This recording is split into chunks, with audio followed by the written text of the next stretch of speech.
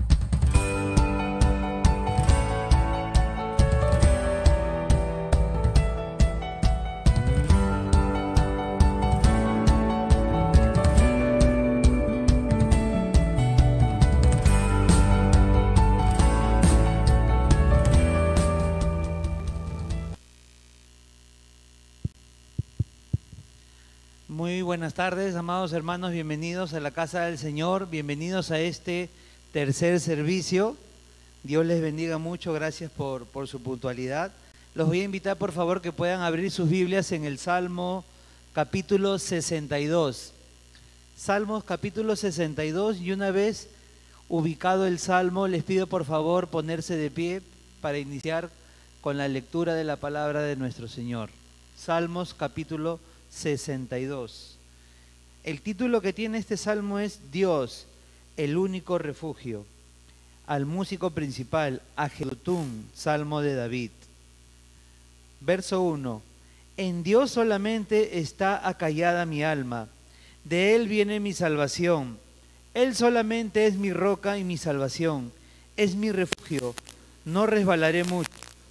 ¿Hasta cuándo maquinaréis contra un hombre tratando todos vosotros de aplastarle, como pared desplomada y como cerca derribada? Solamente consultan para arrojarle de su grandeza, aman la mentira, con su boca bendicen, pero maldicen en su corazón. Alma mía, en Dios solamente reposa, porque de Él es mi esperanza. Él solamente es mi roca y mi salvación, es mi refugio, no resbalaré. En Dios está mi salvación y mi gloria, en Dios está mi roca fuerte y mi refugio. Esperad en Él en todo tiempo, oh pueblos.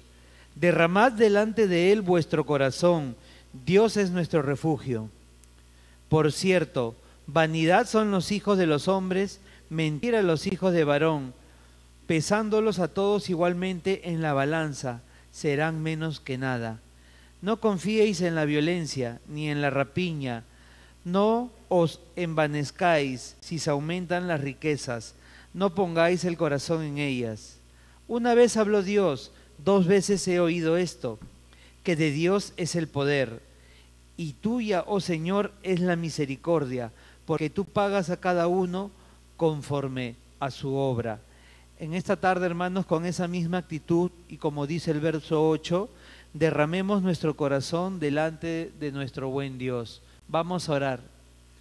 Padre bendito, Señor, gracias te damos en esta tarde por permitirnos estar presentes aquí en tu casa, Señor.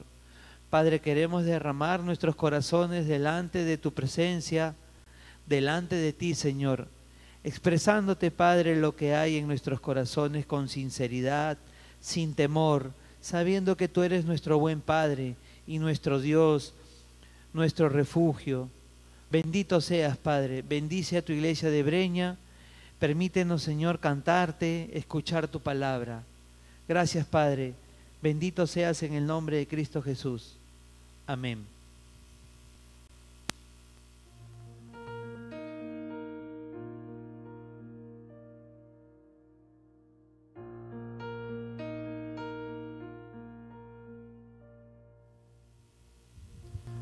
Amados hermanos, sean ustedes bienvenidos a este tercer servicio, culto de adoración. El Salmo número 100 va a decir lo siguiente: cantad alegres a Dios, habitantes de toda la tierra. Servid a Jehová con alegría, venid ante su presencia con regocijo. Reconoced que Jehová es Dios, Él nos hizo y no nosotros a nosotros mismos. Pueblo suyo somos y ovejas de su prado. Entrad por sus puertas con acción de gracias, por sus atrios con alabanzas. Alabadle, bendecid su nombre, porque Jehová es bueno, para siempre es su misericordia y su verdad por todas las generaciones. Cantemos y alabemos a nuestro buen Dios.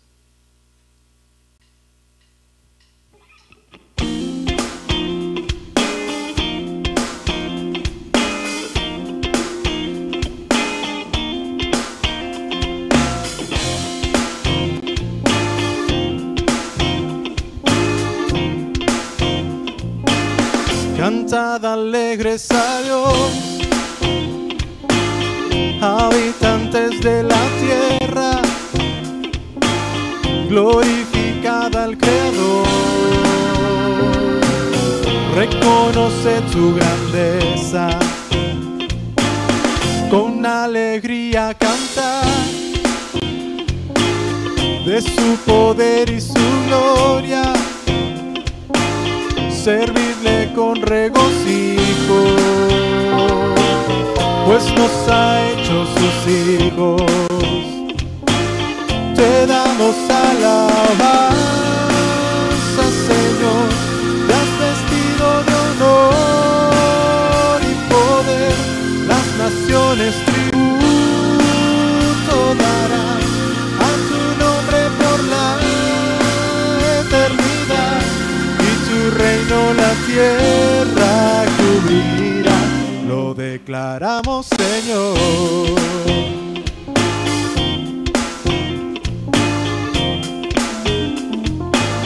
Cantad alegres a Dios,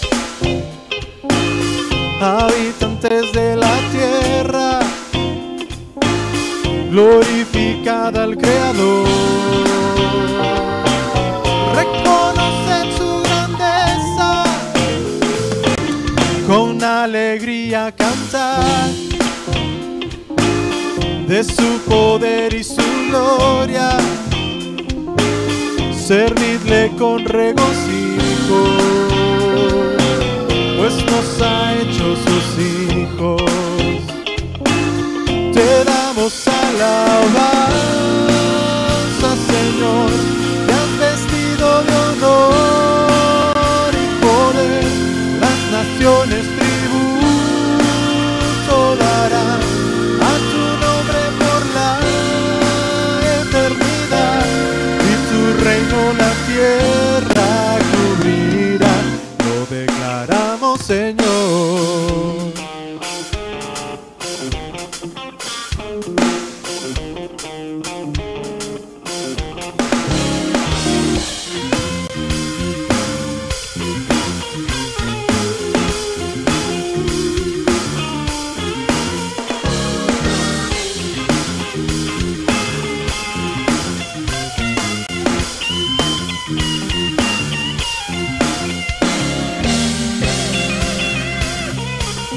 Te damos alabanza, Señor, te has vestido de honor y poder.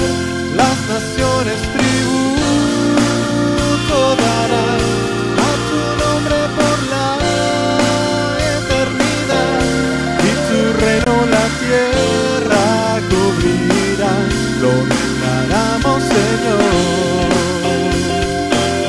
Te damos alabanza, Señor, te has vestido de honor y poder.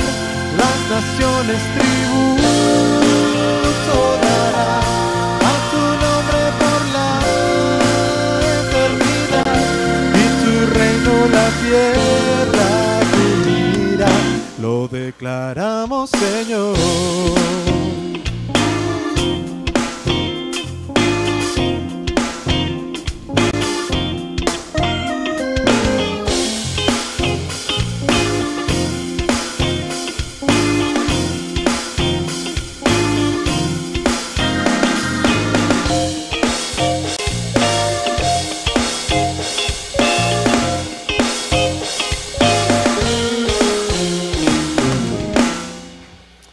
Amén. Le damos toda la alabanza a nuestro buen Dios. Esta canción, el coro dice lo siguiente: sí, fue en la cruz que el Salvador me dio su amor y vida para siempre. Sí, fue en la cruz que Él canceló todo deber que condenaba mi ser. Cantemos y glorifiquemos a nuestro Dios.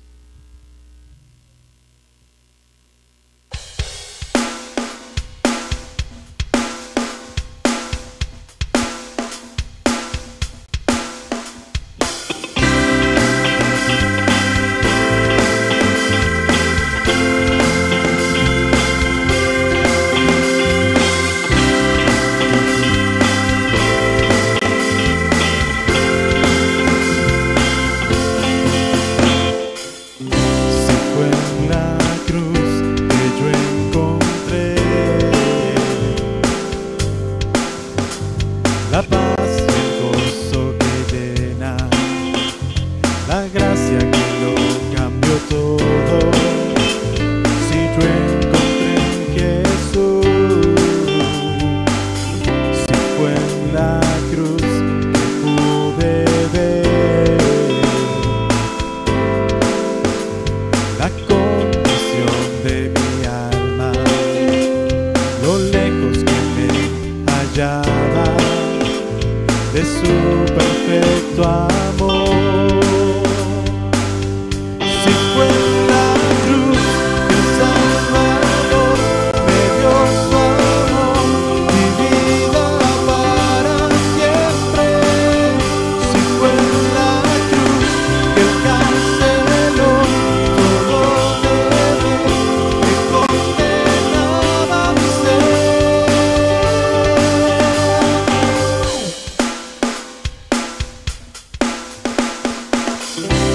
Fue en la cruz donde al fin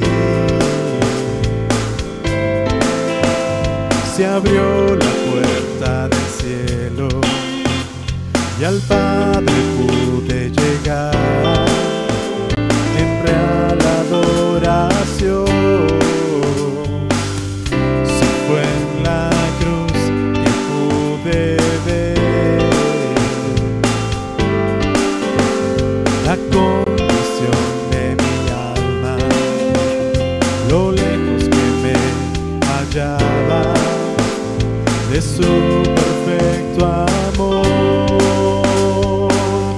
Si fue en la cruz que el Salvador me dio su amor y vida para siempre. Si fue en la cruz que Él canceló todo deber que condenaba mi ser. Si fue en la cruz que el Salvador me dio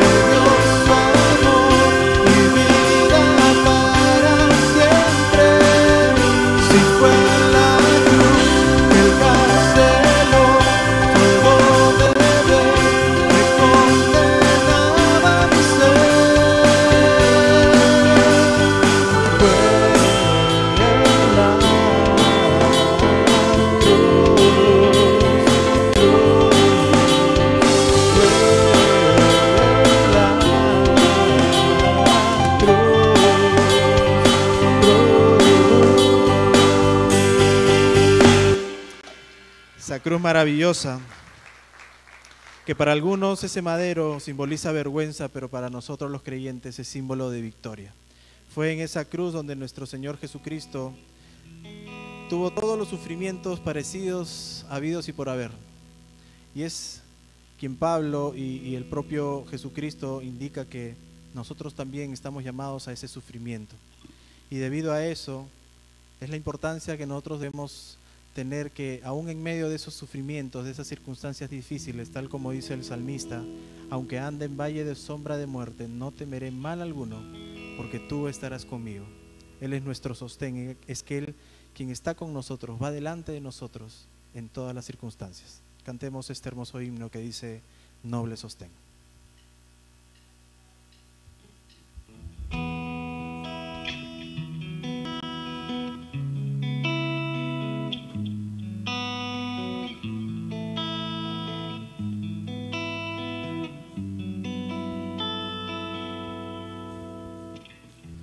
Noble sostén de la esperanza mía, fuente bendita de la vida eterna, tan solo el alma que tus fuerzas fía tiene paz, tiene paz. Mi sostén es Jesús, nunca en la lucha desmayar podré. Mi sostén es Jesús el Señor, nunca en la lucha desmayar podré.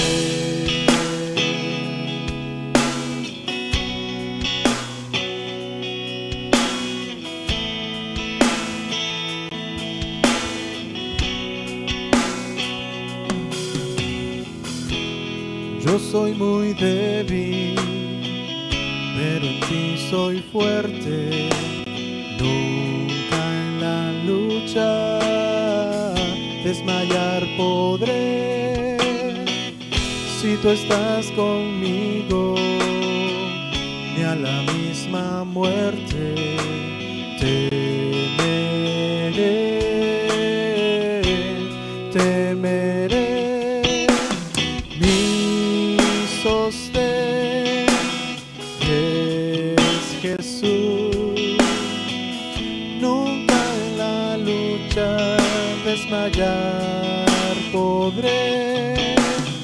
Mi sostén es Jesús el Señor, nunca en la lucha desmayar podré.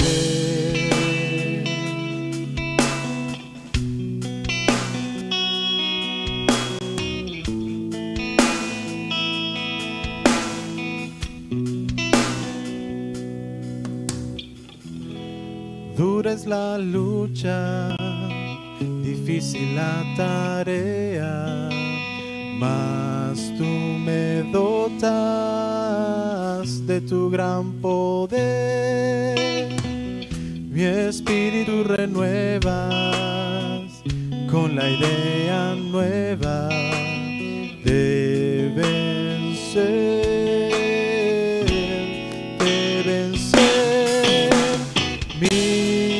Sostén es Jesús, nunca en la lucha desmayar podré. Mi sostén es Jesús el Señor, nunca en la lucha desmayar podré.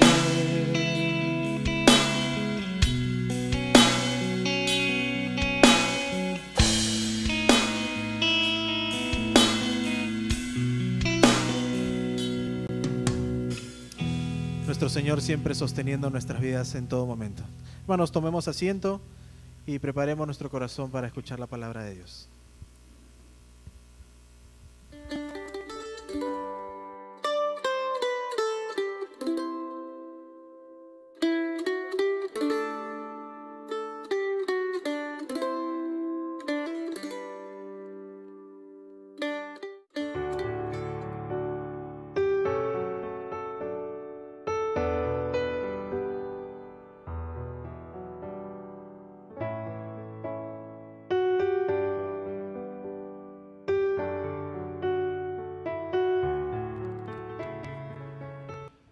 Buenas tardes, queridos hermanos.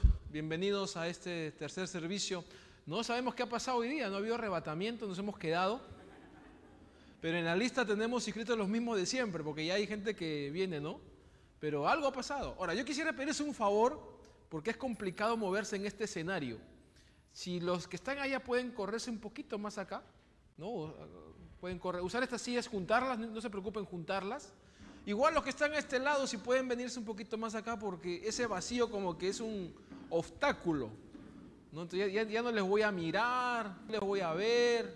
Muevan, con libertad muevan. Péguense más al centro, digamos más a este lado, manteniendo obviamente las distancias que sean de... ahí está mejor, ya ve.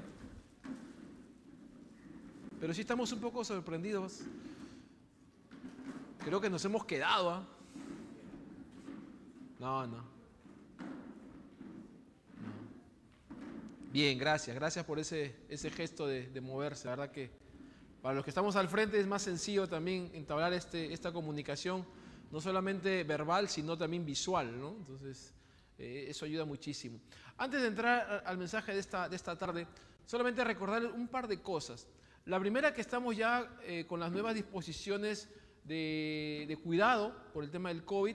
Ya estamos usando el tema de la mascarilla única, si es N95, está permitido, una sola mascarilla. Pero en caso no tengas la N95, sí, de todas maneras recordar el uso de la doble mascarilla. La quirúrgica, doble quirúrgica o la quirúrgica acompañada de una adicional que no sea N95.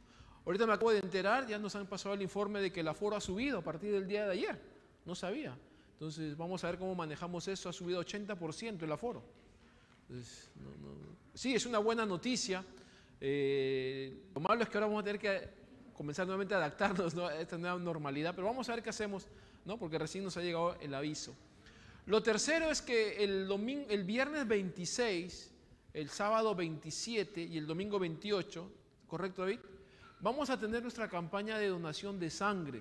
Recuerda que no es una campaña única de nuestra iglesia, es la campaña a nivel nacional de toda la Alianza Cristiana y Misionera, ¿no? Entonces, creo que como cristianos deberíamos tener ciertos aspectos en nuestra vida práctica que nos identifiquen. Y si predicamos que la sangre de Cristo nos dio vida, pues qué mejor manera de poner esa verdad espiritual a la práctica siendo donantes de sangre, ¿no? Y es interesante y a la vez lamentable cuando vemos los números. Ya empezó en otras iglesias, ¿no? Ya empezó la donación. Estamos un poco sorprendidos, ¿no? Por eso es que los pastores de las iglesias están tomando la iniciativa de salir al frente y animar a la iglesia.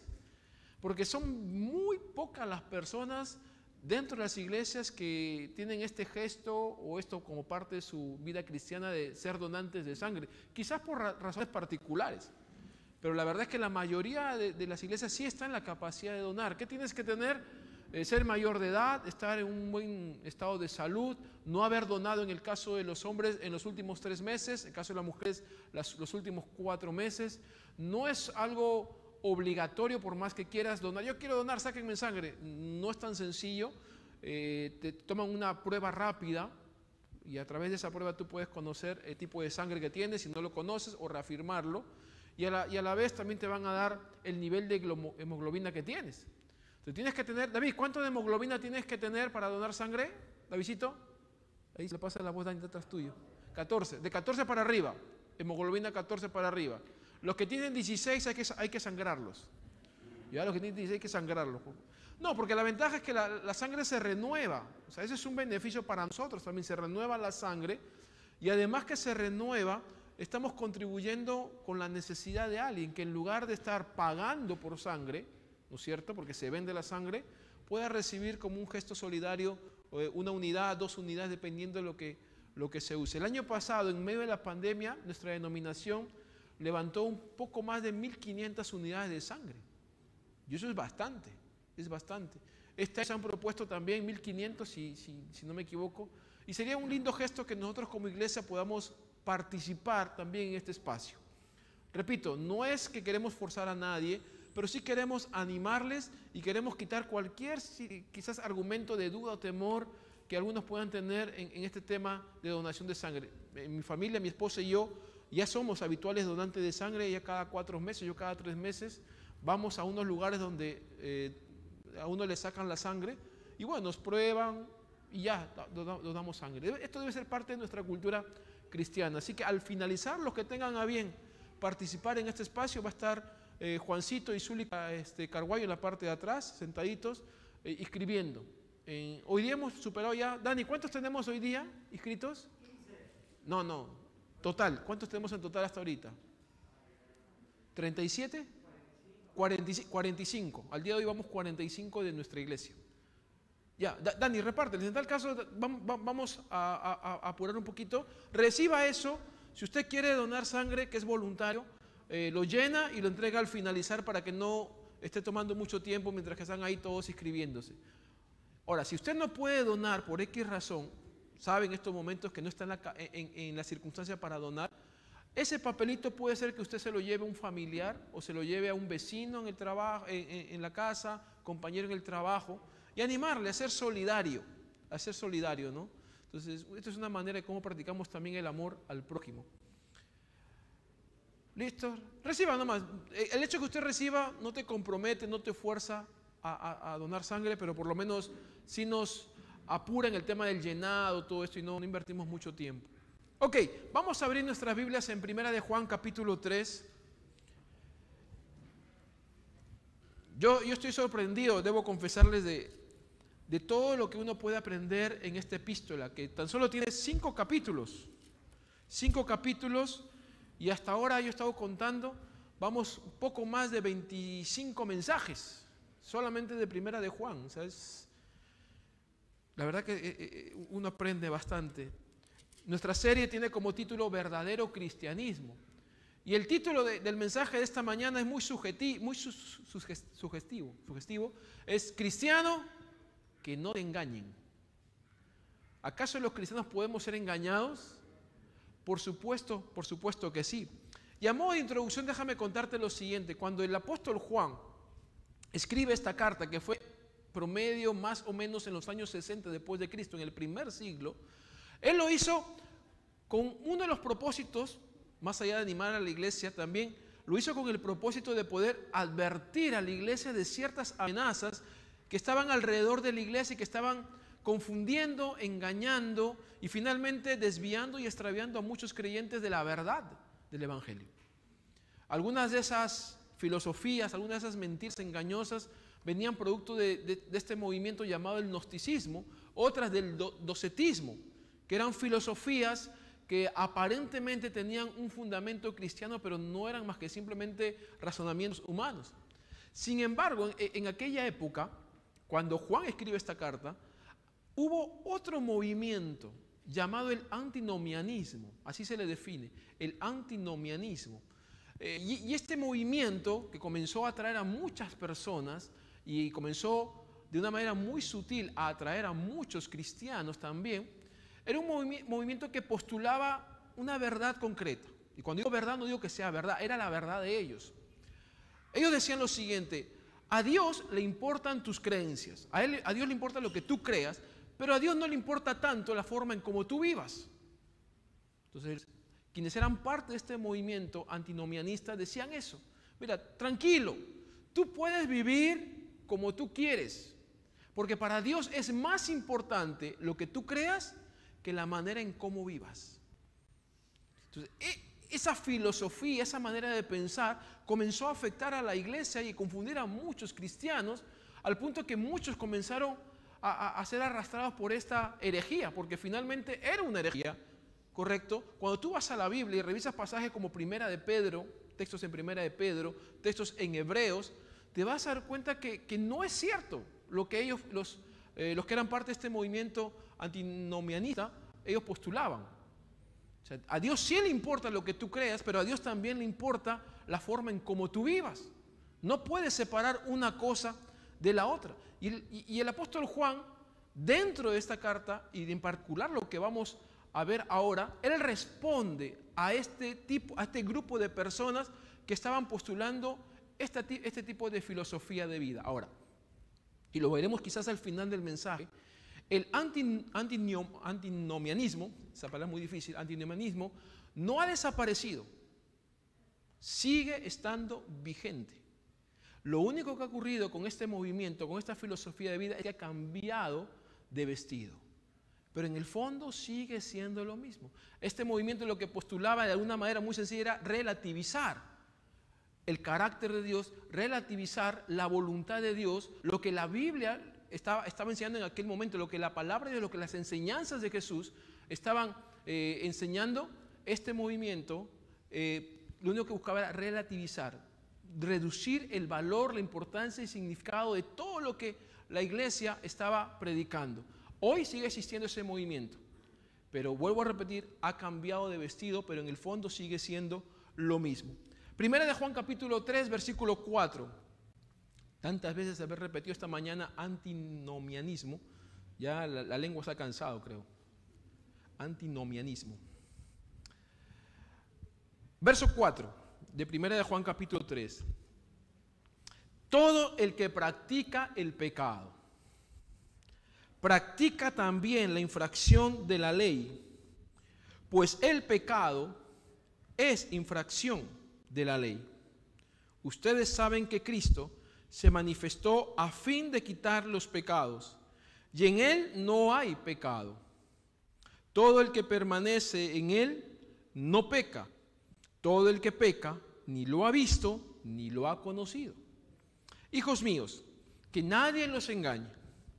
El que practica la justicia es justo, así como Él es justo. El que practica el pecado es del diablo, porque el diablo ha pecado desde el principio. El Hijo de Dios se manifestó con este propósito, 2 puntos, para destruir las obras del diablo.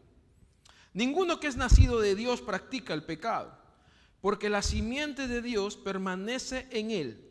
No puede pecar porque es nacido de Dios. En esto se reconocen los hijos de Dios y los hijos del diablo. 2 puntos. Todo aquel que no practica la justicia no es de Dios. Todo aquel que no practica la justicia no es de Dios. Es interesante cómo el apóstol Juan trata de definir la manera en cómo algunas personas estaban asumiendo lo que es la vida cristiana. Y en particular, este grupo, porque él no se refiere a todos, él tiene en mente un grupo particular de personas que están siendo convencidas y arrastradas por esta filosofía de vida, el antinomianismo, ¿no? Que postulaban, ya les dije, la idea de que a Dios no le importa la forma en que tú vivas, a Él más le importa lo que tú creas. Y eso en la práctica se traducía en 2 formas de vida. Estaban aquellos que practicaban el pecado y estaban aquellos que practicaban la justicia.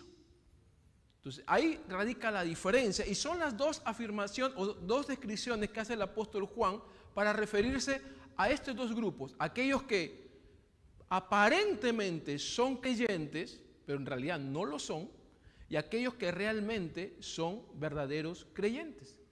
Un pseudo creyente había cogido esta filosofía de vida. A Dios no le importa cómo yo viva, le importa lo que yo crea.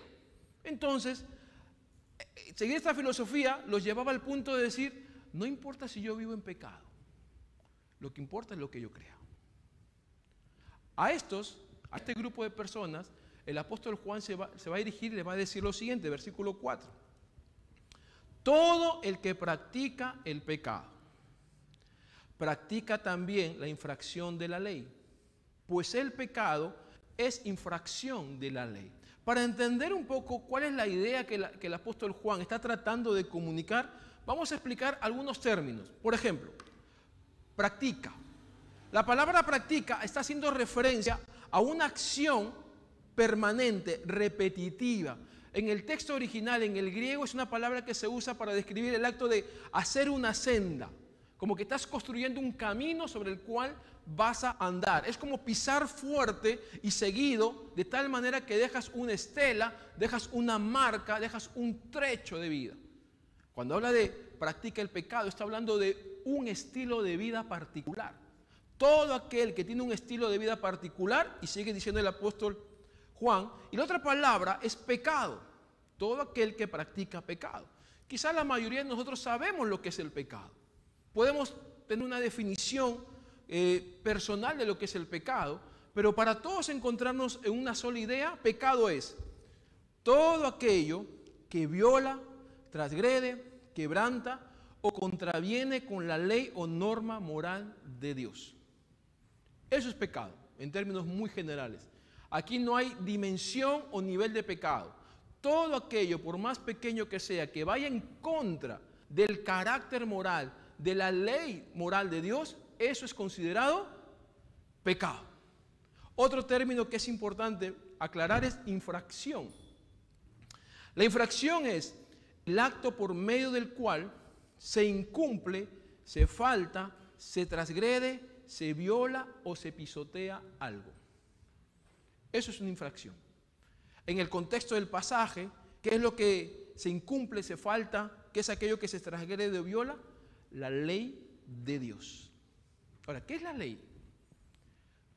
En términos generales, la ley es el conjunto de normas que ha sido establecida por una autoridad y tienen el propósito de ordenar o encaminar nuestra vida.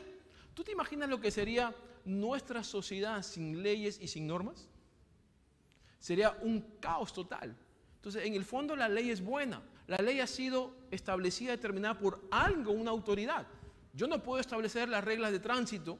Yo no soy la autoridad en tránsito. Hay una autoridad que ha establecido ciertas normas de tránsito para que el tránsito, bueno, en nuestro país es diferente, ¿no? Por lo menos no sea tan caótico como sabemos que lo es. Cuando hablamos de ley, estamos hablando de dos aspectos de la ley. Hay una ley humana que ha sido determinada, es administrada por el hombre y tiene el propósito de poder ordenar nuestra vida dentro de la sociedad. Eso es en términos muy simples lo que es la ley humana. La ley divina es aquella que ha sido y es determinada por Dios y tiene el propósito de poder ordenar y encaminar nuestras vidas, no solo para que nos vaya bien en este mundo, sino inclusive para que nos vaya bien en la eternidad. Entonces, la ley es buena, hay una ley humana, hay una ley divina. La humana es determinada por el hombre y nos ayuda a vivir en armonía en la sociedad.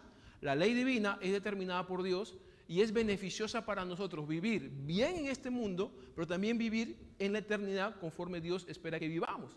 En el contexto del pasaje, cuando Juan hace uso del término la ley, él lo hace para poder referirse o distinguir todo lo que esté relacionado con Dios. Habla del carácter de Dios, habla de la palabra de Dios y habla del actuar de Dios. En términos del contexto del pasaje, ley es Dios en cuanto a su carácter, su palabra y su actuar. ¿Qué es lo que está diciendo el apóstol Juan? Que un pseudo creyente, alguien que se hace llamar creyente, vive constante y permanentemente transgrediendo la ley de Dios, pisoteando constantemente a través de su conducta el carácter santo y perfecto de Dios. Un dato curioso. En el versículo 4 hay una frase que el apóstol Juan usa, que es infracción de la ley. En el texto original no aparece 3 o 4 palabras, aparece una sola palabra. La palabra es anomia. Anomia. Y la palabra anomia es una palabra que en el griego se usa para referirse a cualquier acto de iniquidad que pueda ser cometido por el hombre en contra de la santidad de Dios. Anomia. Anomia. Y es un dato curioso porque para nosotros a veces hay pecados menos graves que otros, pero pecado es pecado. Cualquiera sea el pecado, cualquiera sea la actitud, conducta, pensamiento que transgreda las normas de Dios, el carácter de Dios, es una anomia, es un acto de iniquidad. ¿Qué es lo que está diciendo Juan? Volvamos a esta pregunta. Un pseudo creyente vive constante y permanentemente transgrediendo la ley de Dios. Aquellos que han asumido esta filosofía de vida, que a Dios solamente le importa lo que tú creas y no le importa cómo vivas, finalmente van a hacer de su andar, de su transitar en la vida, una constante vida de pecado. ¿Van a vivir pecando o van a vivir siempre en pecado? Lo que Juan está diciendo es que quien vive así, vive fuera del orden establecido por Dios. Vive en desconformidad con lo que Dios es, con lo que Dios dice y con la manera en cómo Dios actúa. Quien vive en una vida permanente de pecado, vive fuera de la conformidad a quien es Cristo, a lo que Jesús ha enseñado.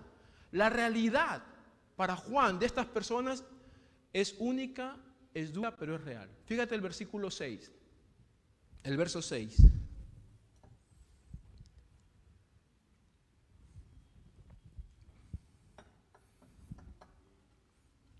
Si ellos creen que pueden seguir viviendo así, y quizás pueda ser, es una realidad, pero la verdad de las cosas es que ellos no creen en Dios.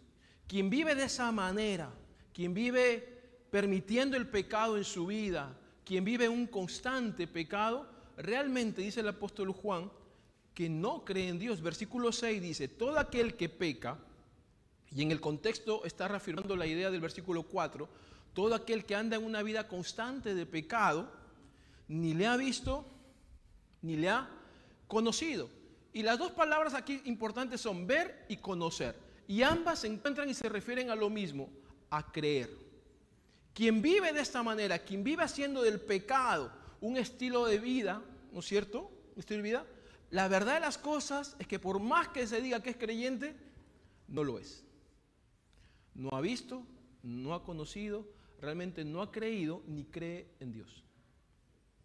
En términos prácticos de Juan, aunque suene duro, termina siendo un incrédulo. Es lo que dice Juan. Todo aquel que peca, que mantiene un estilo de vida de constante pecado, ni le ha visto, ni le ha conocido. Pero Juan no solamente dice que es un incrédulo. Y quizás pueda parecerte duro, pero más duro te va a parecer lo que va a decir a continuación, versículo 8. El que practica el pecado, ¿de quién es? Es del diablo. Ahora, siempre hemos dicho, semanas atrás, que Juan es de esos apóstoles que no adorna las palabras, que si no tiene que ser delicado no lo es. Juan dice las cosas tal y como es. Juan dice que si alguien vive en una vida de constante pecado, el tal, por más que diga y afirme que es creyente, no lo es. Porque el verdadero creyente no vive de esa manera. No le ha conocido, no le ha visto. En términos sencillos, es un incrédulo. Pero no solamente es un incrédulo, sino que además es del diablo. Y es una palabra bastante fuerte. Lo que Juan está diciendo es que esta persona que vive de esta manera, en un constante pecado, está siendo gobernado, fuertemente influenciado por el diablo, al punto que Juan le otorga un sentido de pertenencia. Y estas son unas palabras que son casi repetidas del apóstol Juan en su evangelio. Cuando él escribe el evangelio de Juan, en el capítulo 8, en el versículo 34 y 44, el evangelista anota las palabras de Jesús. Y Jesús mismo llega a decir que todo aquel que peca es hijo del diablo. Así que si te suena fuerte lo que Juan dijo, bueno, son un eco de lo que Jesús dijo años atrás. Que aquel que vive en esta vida de constante pecado, vive atrapado en una conducta pecaminosa, quizás es porque no es creyente, es un incrédulo. Y quizás está siendo fuertemente influenciado por Satanás. Agustín, que es uno de los padres de la iglesia en el siglo V, él hizo un comentario respecto a este versículo. Escribió lo siguiente, cuando Juan dice el que practica el pecado es del diablo, Agustín dijo lo siguiente: ¿en qué términos una persona puede ser hijo del diablo? Porque el diablo no hizo ningún hombre, no engendró a ningún hombre, ni creó a ningún hombre.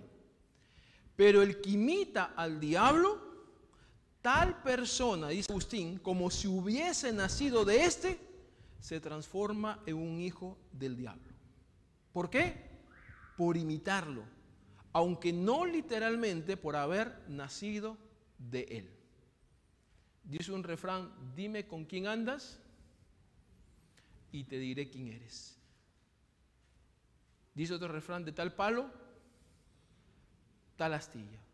Y quien vive en pecado termina siendo hijo del diablo en términos de imitación, no porque haya sido creado por el diablo, no porque el diablo sea su padre, sino por la fuerte influencia que ejerce el diablo en su estilo de vida.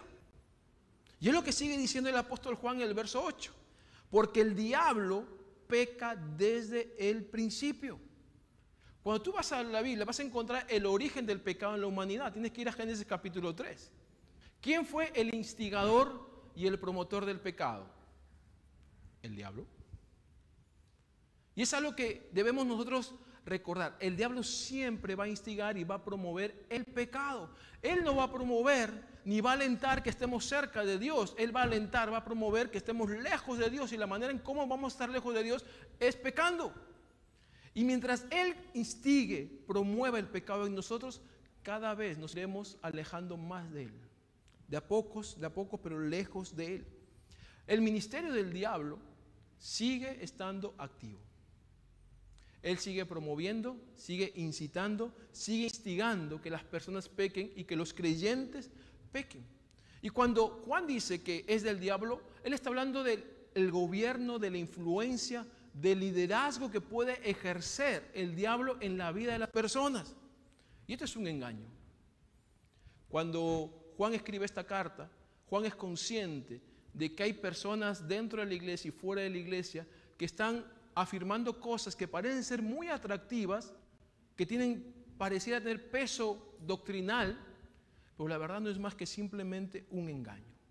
Un verdadero cristiano no puede vivir como quiera. A Dios no solamente le importan nuestras creencias, a Dios también le importa la forma en cómo vivimos. Porque ambas cosas tienen que andar en armonía. Y si tú sigues leyendo, Juan también se va a referir a estas personas, a estos verdaderos creyentes.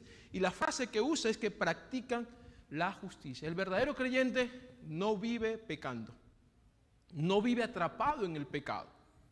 El verdadero creyente practica la justicia. En términos del contexto, justicia es rectitud.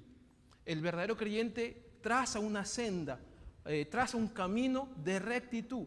Y ojo, vale la pena la aclaración.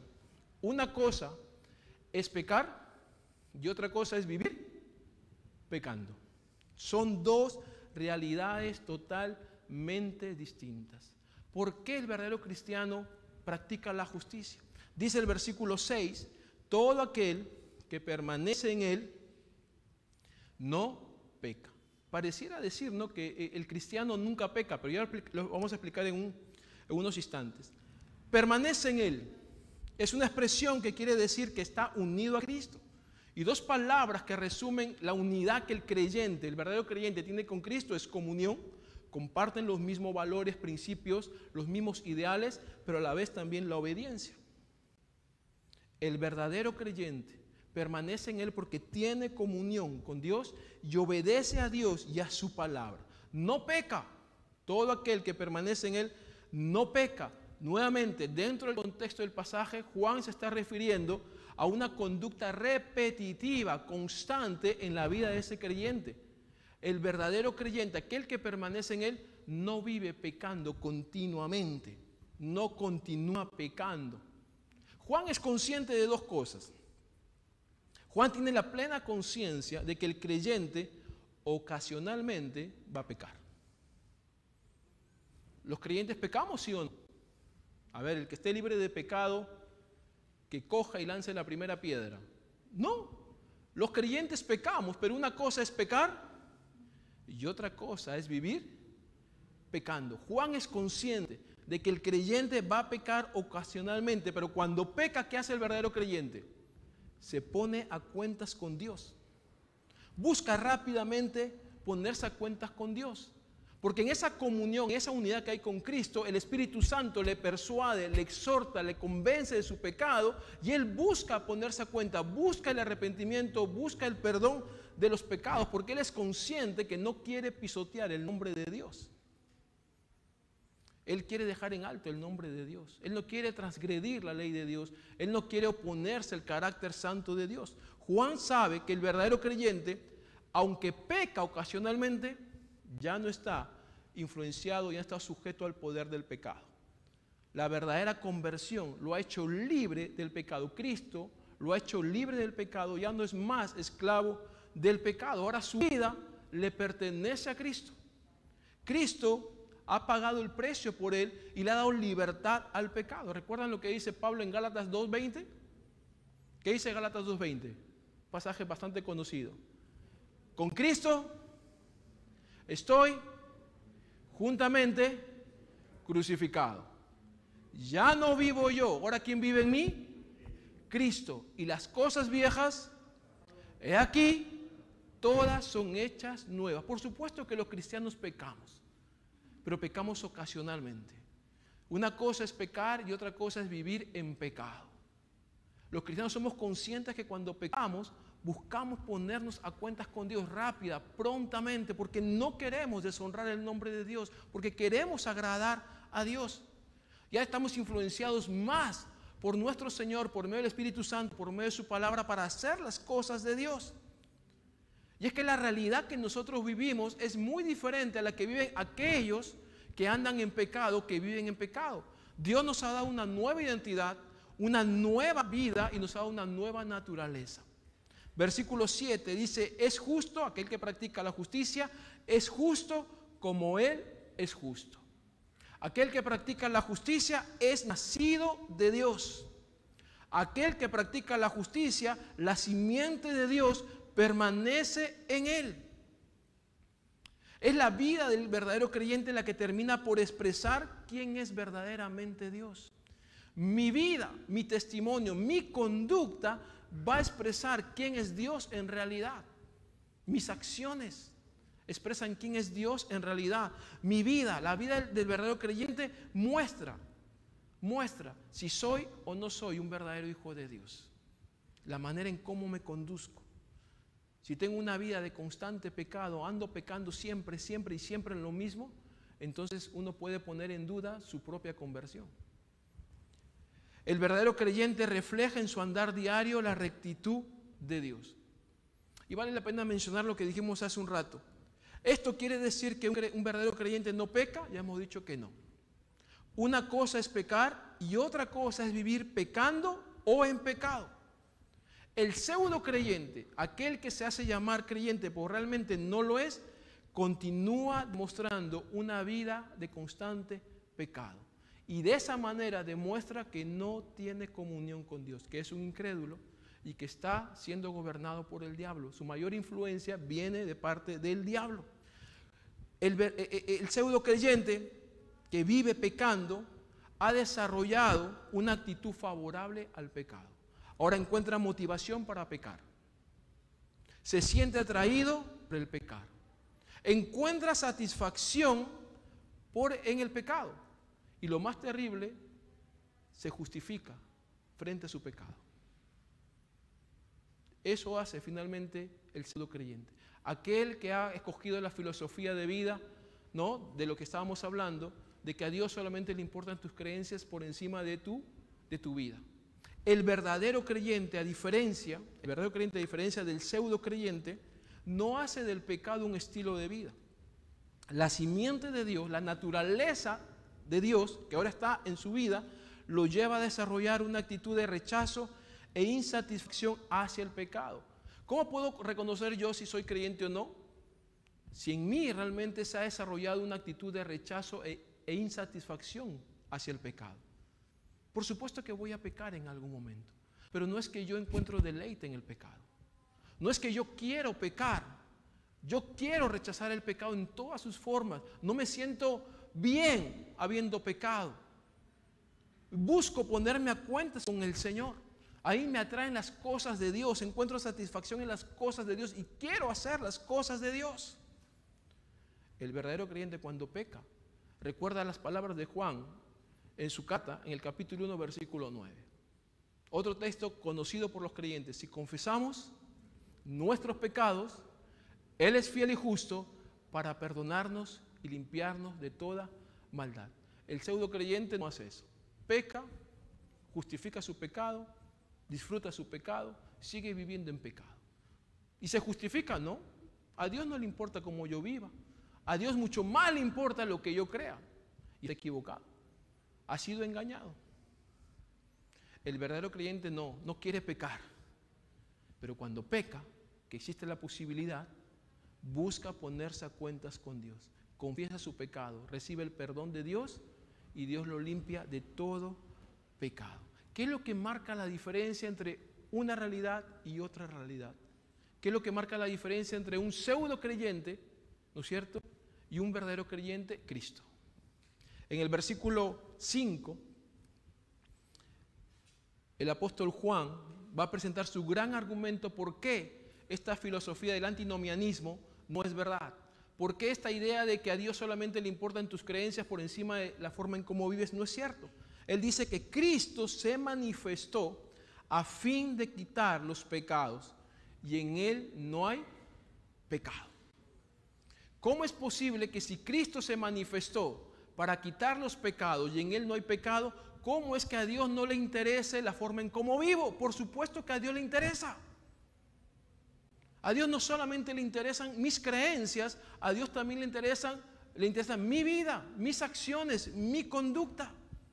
Cristo vino al mundo con el objetivo de quitar, llevar y tomar la iniquidad, la anomia, los pecados del mundo. Esas fueron las palabras de Juan el Bautista. He aquí el Cordero de Dios que quita el pecado del mundo.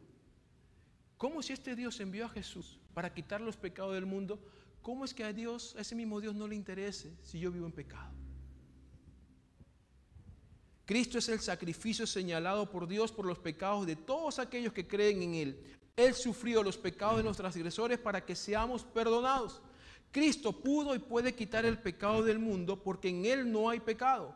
Su sacrificio fue y sigue siendo eficaz porque Él es el Cordero perfecto, sin mancha y sin contaminación.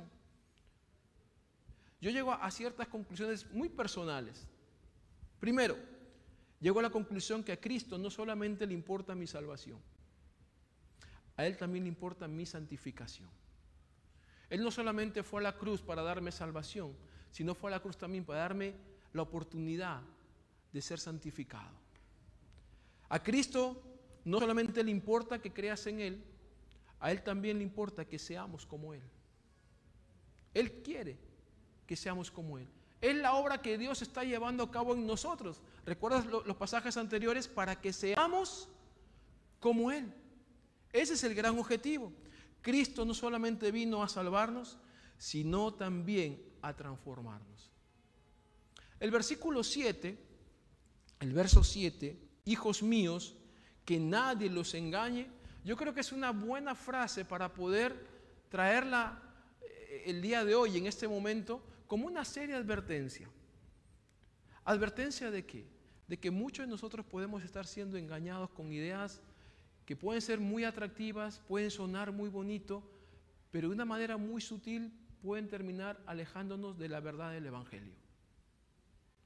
Muchos en aquella época, siglo I, muchos cristianos estaban siendo engañados con esta filosofía del antinomianismo, con esta idea de que a Dios no le interesa tu vida como si le interesan más tus creencias.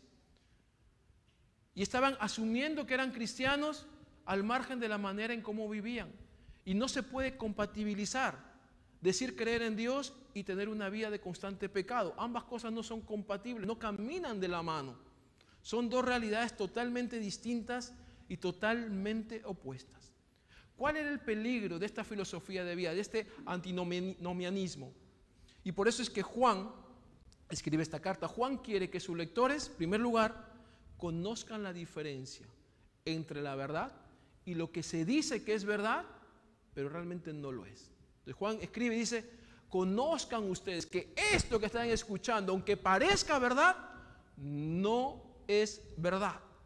En segundo lugar, Juan escribe estos cortos versos para advertir a los creyentes del peligro y de la amenaza que estos falsos maestros traían con sus falsas enseñanzas. Su objetivo era uno solo: desviar, hacer extraviar a los creyentes en ideas, en creencias que, aunque puedan sonar bonitos, no son más que simplemente una falsedad. Tengan cuidado, estén advertidos. No crean todo lo que escuchan por ahí. En tercer lugar, Juan tiene el propósito de alertarles a los miembros de la iglesia en contra de la mentira. ¿Qué mentira? Que a Dios solamente le importan tus creencias, pero no le importa a Dios tanto la manera en cómo vives. Ambas cosas para Dios son importantes. Una no es más importante que la otra. El peligro del antinomianismo consistía en algo muy sencillo: relativizar. ¿Qué es relativizar? Es disminuir o restarle el verdadero valor e importancia y significado que las cosas tienen. Y el antinomianismo no ha desaparecido. Este movimiento, esta herejía del siglo I sigue estando vigente en el siglo XXI. La única diferencia es que ya no se viste de antinomianismo. Ahora toma otras imágenes. Ahora se ha puesto un disfraz diferente. El antinomianismo del siglo XXI, en una de sus formas, es el liberalismo. La teología liberal. ¿Qué es lo que hace la teología liberal? Lo que hace la teología liberal hoy en día es relativizar todo lo concerniente a la fe. ¿Qué es relativizar? Ya lo hemos dicho, relativizar es concederle a algo un valor menor de lo que tiene. El antinomianismo del siglo I postulaba la idea de que es más importante lo que creas que la forma en cómo vives. A Dios le importa lo que crees más que la forma en cómo vives. Y eso era un engaño. A Dios le importa lo que crees como le importa la forma en cómo vives. Ambas cosas para Dios son importantes. Ambas cosas tienen que estar en concordancia. Ambas cosas tienen que tener armonía. Ambas cosas tienen que tener coherencia. ¿Cómo? ¿Cómo se relativiza el día de hoy la fe? ¿Cómo es que el liberalismo hoy resulta ser una seria amenaza para la iglesia, para el evangelio, para el cristianismo? Fíjate, es interesante, y esto es un artículo que encontré de Will Graham, que es un teólogo, un pastor experto en apologética. Él dice que hoy en día se está relativizando la palabra de Dios. Se le está restando valor e importancia y significado a lo que Dios dice en su palabra. ¿Cómo una persona puede relativizar la palabra de Dios? Cuestionando su inspiración divina, cuestionando el hecho que es infalible, no tiene error, no te conduce al error. No, dicen algunos. No, esto que es la palabra de Dios no es realmente la palabra de Dios, dicen quienes relativizan las Escrituras. Esto es palabra de hombre. Sí, es cierto, Dios les inspiró, pero su inspiración tiene un límite. Y están colocando la razón humana por encima de la inspiración divina. Y eso es relativizar la palabra de Dios. Cuestionan todo tipo de doctrinas que tienen como base el escrito está. Entonces, quienes relativizan la palabra de Dios, los liberales hoy en día, no se comprometen con ninguna confesión de fe. No se comprometen ni se identifican con ningún credo en particular. Y fíjate que los credos son importantes para la historia de la iglesia. El credo es una confesión de fe. Yo te pregunto en esta mañana, ¿qué crees? ¿Cuáles son los fundamentos de tu fe? Ese es un credo.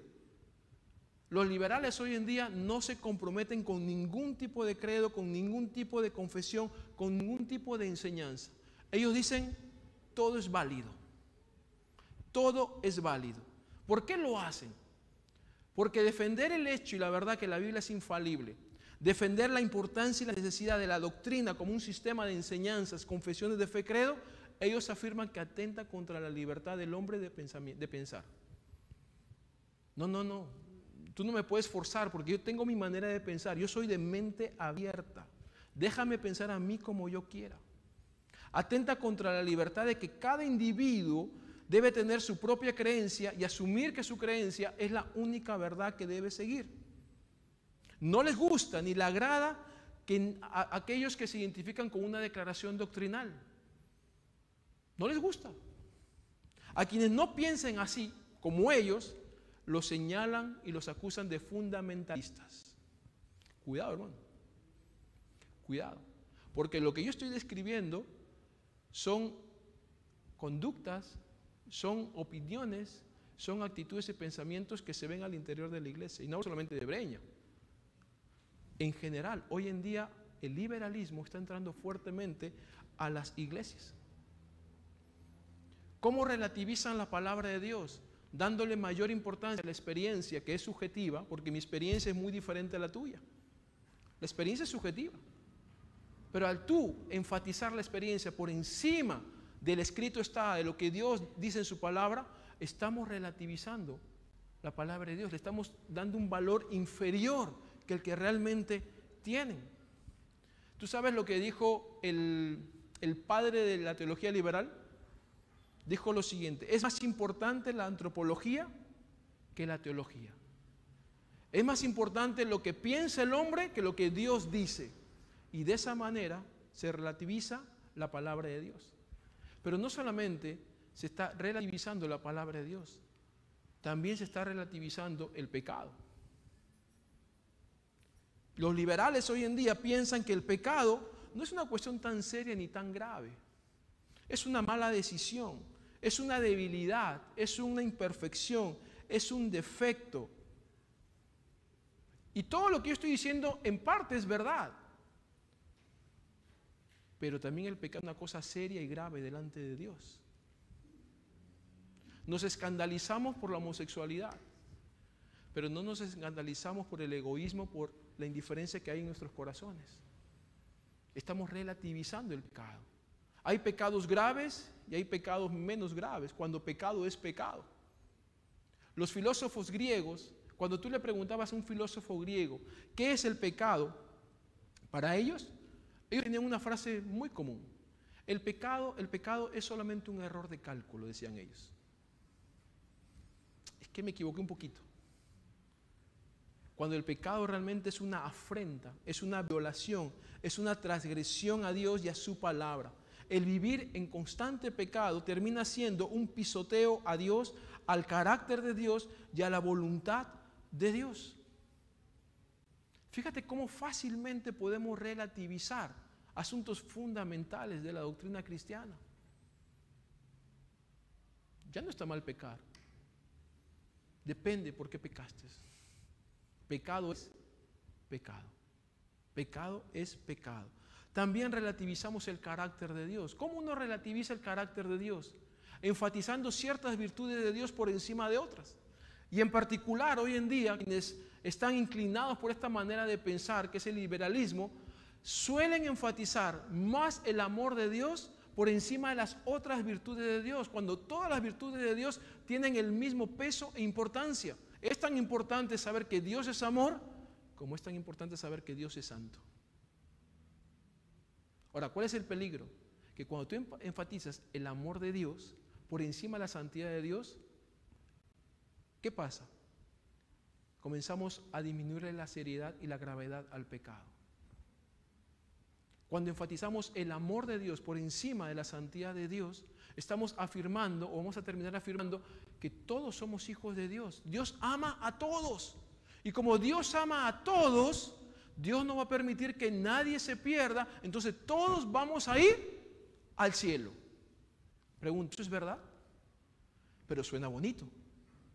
Suena atractivo, pero no nos damos cuenta que lo que estamos haciendo es relativizando a Dios, el carácter de Dios. Finalmente, ya no es que somos creados a su imagen y semejanza, sino es que nosotros creamos a un Dios a nuestra imagen y a nuestra semejanza. Nosotros creamos el Dios que nos conviene, el Dios que nos gusta tener. Relativizamos la persona de Cristo. Hoy en día hay muchas personas que están relativizando a la persona de Cristo. Ya no es el Hijo de Dios, ya no es el Dios encarnado, ya no es el Dios hecho hombre. Es una persona buena, inspirada por Dios, iluminada por Dios. Hay que seguir su ejemplo, pero ya no es el Dios encarnado, ya no es el Dios hecho carne. Y cuando tú relativizas la persona de Cristo, vas a relativizar su vida, su enseñanza, su obra, su muerte, su resurrección.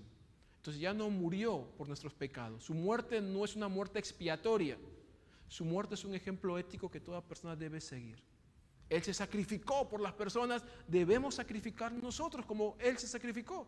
Vuelvo a repetir, suena bonito, pero no es más que simplemente un engaño, una mentira. Él no resucitó corporal y físicamente. Su resurrección fue simbólica, fue espiritual. Él resucita en los corazones de todos aquellos que lo siguen. Cuidado, no vaya a ser que nosotros estemos también de alguna manera cediendo a ciertas premisas que están lejos de la verdad del Evangelio. relativizamos la vida o la realidad del cuerpo de Cristo. Fíjate cómo una cosa nos puede llevar a la otra. Ese es el interés y el objetivo de poder explicarles esta seria amenaza que hoy cierne a la iglesia en general. ¿Cómo relativiza a la iglesia?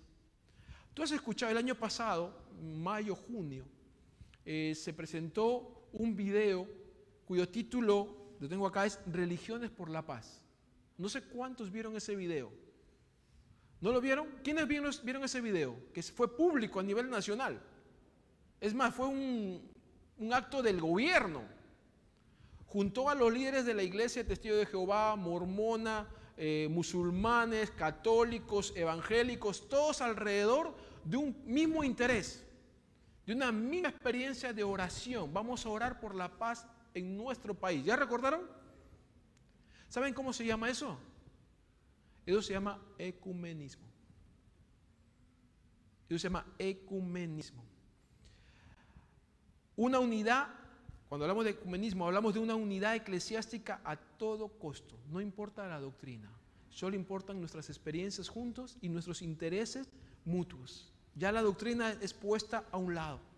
Hoy se habla de diálogos interreligiosos, alabando las virtudes de cada religión. Incluso, como el año pasado, se ve positivo participar en espacios interconfesionarios. ¿Qué dijo Jesús al respecto? ¿Qué dijo Jesús al respecto? Mateo capítulo 10, versículo 34, lo puedes leer en tu casa si deseas. No he venido a traer paz, sino espada. Vine a poner al hombre contra su padre, a la hija contra su madre y a la nuera contra su suegra. Y los enemigos del hombre serán los de su misma casa. Seguir a Jesús normalmente te va a traer enfrentar oposición, crítica. ¿O no es la historia de muchos cristianos que cuando se han entregado a Cristo, han comenzado su andar con Jesús, la propia familia se ha opuesto? Los propios amigos del barrio se han burlado de él. Es que seguir a Cristo finalmente te va a llevar a una posible experiencia de oposición, de crítica. Se vive bajo la filosofía de que las religiones unen y no dividen. La unidad ecuménica, escucha, esto es una advertencia fuerte. La unidad ecuménica abre la posibilidad de un evangelio donde Cristo no es el único medio de salvación. Porque cada religión postula su propio mensaje. Y finalmente, ¿dónde queda Cristo? ¿Ya no es Cristo el único medio de salvación? En la predicación de los apóstoles en Hechos capítulo 4, solamente Cristo es el único medio que Dios ha provisto para ser salvos. No hay otro medio. Spurgeon, el príncipe de los pastores, decía lo siguiente: unidad en el error es unidad en la perdición. Relativizamos la misión de la iglesia. ¿Cuál es la misión de la iglesia? Dígame usted, ¿cuál es la misión de la iglesia? Predicar el evangelio, anunciar a Cristo. Pero si Dios es amor, ¿por qué la necesidad de predicar arrepentimiento y perdón de pecados? Eso es cosa del pasado. No, ahora tenemos que predicar de tal manera que la gente se sienta bien. Ahora tenemos que predicar de tal manera que la gente no se asuste, no se incomode. Tenemos que decirles que pueden ser mejores, que pueden ser campeones, que pueden ser exitosos. ¿Y dónde queda la verdad del arrepentimiento? ¿Dónde queda la necesidad de ser perdonados de nuestros pecados? Marcos capítulo 1, en los primeros versos, cuando describe el Evangelio de Marcos, el inicio del ministerio de Jesús, él empezó diciendo algo: arrepentíos y creed. Si nuestra predicación no está acompañada del arrepentimiento, la pregunta es: ¿qué estamos predicando? Pero suena bonito. Vuelvo a repetir, lo que está detrás está el antinomianismo vestido de otra cosa: liberalismo. Y el liberalismo es una de las tantas amenazas que cierne a la iglesia del día de hoy. Porque así como hay liberalismo, también existe la contraparte. ¿Cuál es la contraparte del liberalismo? El legalismo. El legalismo. Ya no nos va a alcanzar el tiempo para hablar del legalismo, pero hay serias amenazas para la iglesia del día de hoy. Yo quiero cerrar con tres cosas que en esta tarde, antes de acabar, tú te puedas llevar y meditar en ellas. La primera, recuerda que a Dios no solamente le importa lo que creas, sino también le importa la manera en cómo vives. Ambas cosas tienen que estar en concordancia, en conformidad en quién es Dios. Lo que yo creo debe estar conforme a quién es Dios, a lo que Dios dice, a la manera como Dios obra, pero también la forma en cómo yo vivo. La forma en cómo yo vivo debe manifestar quién es Dios, debe manifestar lo que Dios dice y debe manifestar también la manera en cómo Dios obra. A Dios le importa no solamente lo que creas, sino también la manera en cómo vivas. Segundo, si vives preso del pecado, porque es una realidad también de algunas personas y aún de algunos creyentes, si vives preso del pecado, solo Cristo puede darte la libertad que necesitas del pecado. Por más que tú te esfuerces, por más que tú luches, por más que tú tomes decisiones importantes en tu vida, escribas, dejes registro escrito de todas tus promesas que le has hecho al Señor, ser libre del pecado es una obra exclusiva de Dios, por medio de Cristo. Para eso tienes que confesar tus pecados, recibir el perdón de Dios, para que Él te limpie de todo pecado. 1 Juan 1:9.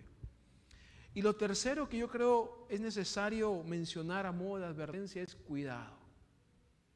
Cuidado con relativizar la fe y todo lo relacionado a ella. Son tiempos desafiantes para la iglesia. Son tiempos en los cuales la iglesia va a ser atacada de muchas maneras. Algunas de esas maneras serán abiertas, directas, otras serán sutiles, muy por debajo, ¿no es cierto?, que no nos daremos cuenta. ¿Por qué acabo con esta advertencia?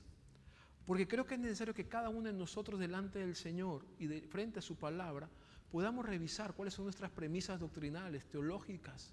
Por eso es importante que estudiemos la palabra del Señor, para que podamos también darnos cuenta y reconocer cuál es esa mentira que a lo mejor nos estamos creyendo. Algunas de las cosas que yo he mencionado ahora en cuanto al liberalismo, las he escuchado de jóvenes que son líderes de iglesias, de adultos que son líderes en iglesias, de jóvenes que están sirviendo a otros jóvenes, de creyentes que están sirviendo a otros jóvenes. No vaya a ser que de una manera muy sutil estemos alejándonos del Evangelio, o no vaya a ser que estemos siendo arrastrados por mentiras que, aunque parecen ser verdad, en el fondo no son ciertas. Vamos a cerrar nuestros ojos, vamos a acabar.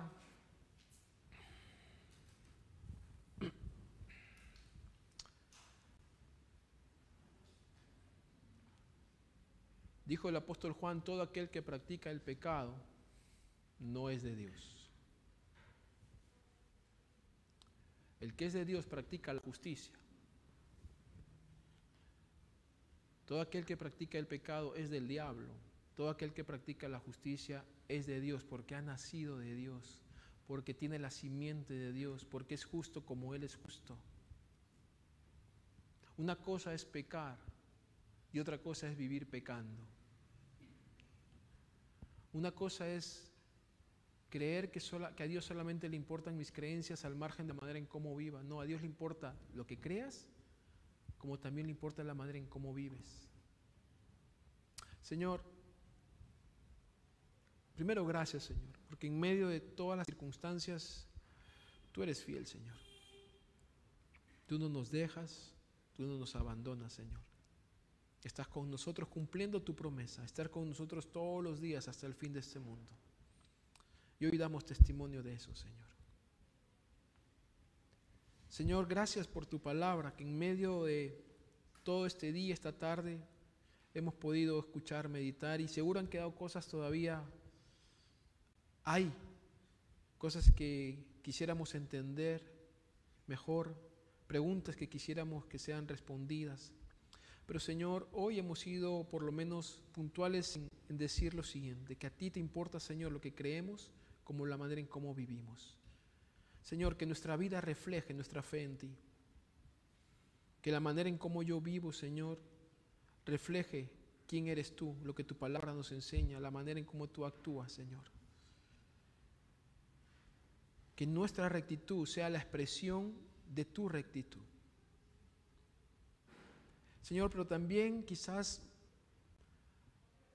somos conscientes de que hay áreas en nuestra vida en las cuales el pecado ejerce una fuerte influencia.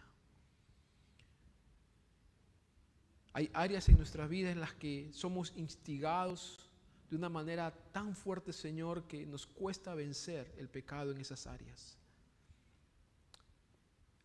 Señor, hoy acudimos a Cristo, tu Hijo, para pedirte, ayúdanos, Señor. Ayúdanos en estas áreas en las cuales aún luchamos y nos cuesta rendir a ti. Quizás asuntos del carácter, asuntos, Señor, de hábitos. Danos libertad, Señor, del poder del pecado en nosotros. Gobierna tú nuestras vidas. Tú tienes el poder para hacerlo, porque para esto fuiste enviado, para quitar los pecados del mundo, y porque en ti no hay pecado, lo puedes hacer, Señor. Pero también, Señor, hemos sido advertidos de poder estar cediendo a ciertas ideas, premisas, enseñanzas, que aunque suenen bonitos, Señor, que aunque aparentemente sean muy espirituales y muy cristianas, no son más que simplemente formas de cómo somos engañados. Y quizás algunos de nosotros estamos cediendo, estamos relativizando, como hemos dicho, Señor, tu palabra, tu carácter, el pecado, a Cristo, la iglesia, la predicación. Líbranos, Señor, de relativizar. Líbranos, Señor, de restar el valor que todo aquello relacionado a ti tiene. Pero también líbranos, Señor, de otorgarle un valor tan legalista, Señor, que nos vamos a convertir en jueces de otras personas.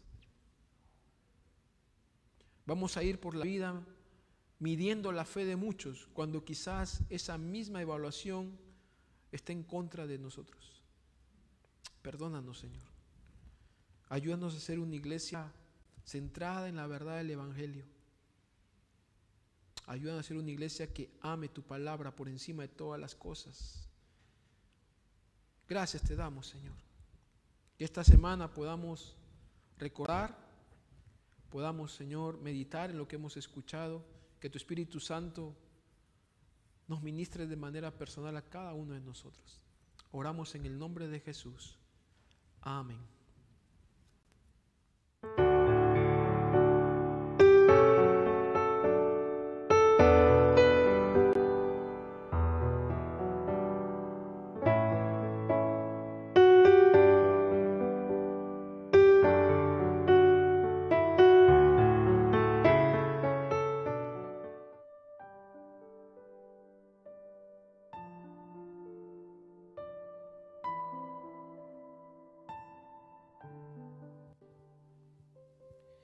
Estando Jesús sentado delante del arca de la ofrenda, miraba cómo el pueblo echaba dinero en el arca, y muchos ricos echaban mucho. Y vino una viuda pobre y echó 2 blancas, o sea, un cuadrante, lo que sería para nosotros una moneda de 10 céntimos. Entonces, llamando a sus discípulos, les dijo: de cierto os digo, que esta viuda pobre echó más que todos los que han echado en el arca, porque todos han echado de lo que les sobra, pero esta de su pobreza echó todo lo que tenía, todo su sustento. Oremos, hermanos, por los diezmos y ofrendas. Padre bendito, Señor, gracias te damos en esta tarde por tu palabra expuesta, por las alabanzas, Señor, y por permitirnos el privilegio de poder estar en tu casa para diezmar, para ofrendar, Padre Santo. Gracias por este privilegio, Señor. Gracias por sustentarnos día a día, Padre, con trabajo, con salud. Y te entregamos a ti lo que a ti te pertenece, Padre. Bendice estos diezmos y ofrendas, Señor, en el nombre de tu Hijo amado Jesucristo. Amén.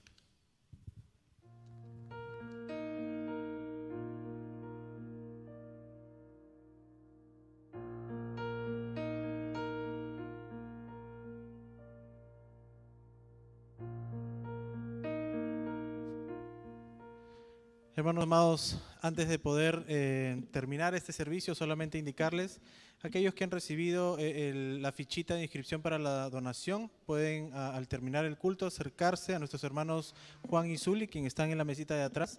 Ellos les van a hacer simplemente la siguiente pregunta: ¿qué horario y qué día va a querer usted hacer efectiva la donación?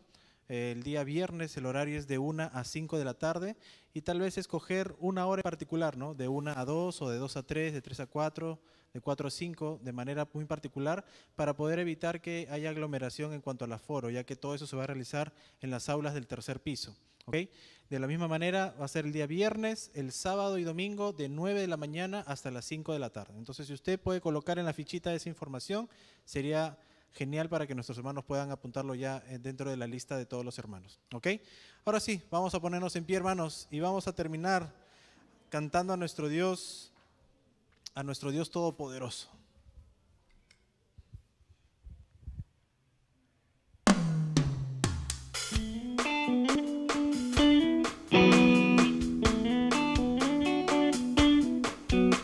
La única razón de mi adoración eres tú, mi Jesús.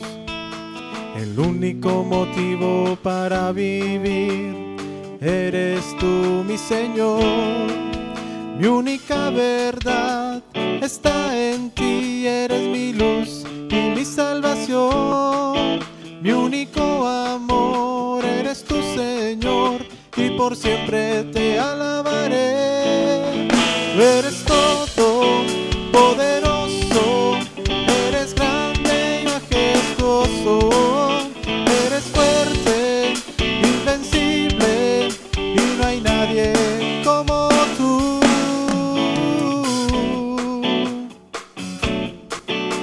La única razón de mi adoración eres tú, mi Jesús.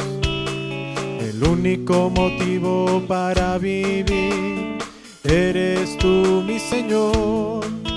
Mi única verdad está en ti, eres mi luz y mi salvación. Mi único amor eres tu Señor y por siempre te alabaré. Eres todo poderoso, eres grande y majestuoso, eres fuerte, invencible y no hay nadie como tú. Eres todo poderoso, eres grande y majestuoso, eres fuerte, invencible y no hay nadie como tú.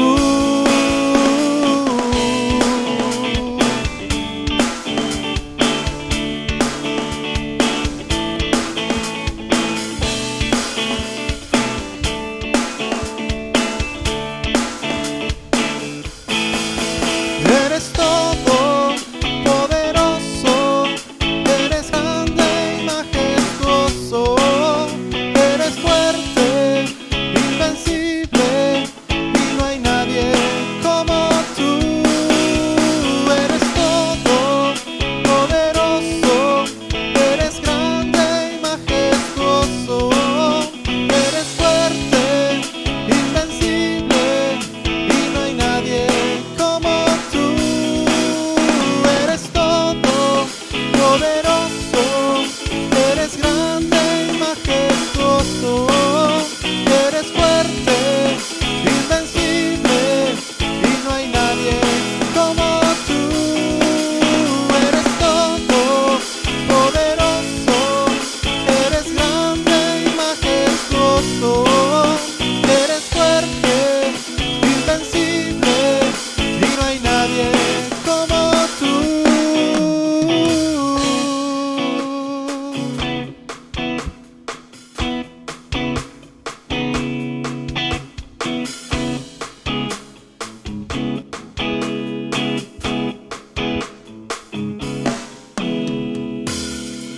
Amén, sea nuestro Dios Todopoderoso. Hermanos, antes de despedirnos, nuestros hermanos Ujieres están en la parte de atrás con los alfolís para aquellos que han propuesto en su corazón el poder ofrendar, y nuestros hermanos Juan y Zuli también allí para la inscripción de la donación. Dios los bendiga, hermanos.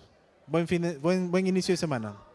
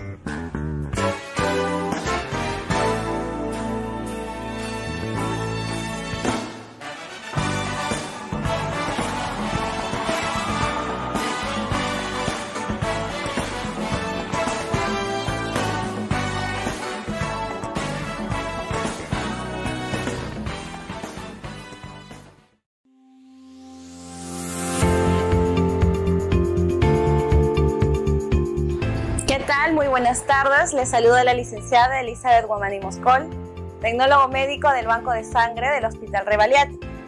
Les hacemos la invitación cordial a todos los miembros de la Alianza Cristiana y Misionera de Breña a nuestra campaña de donación voluntaria los días 26, 27 y 28 de noviembre. Esperamos contar con todos ustedes para esas fechas. Los esperamos.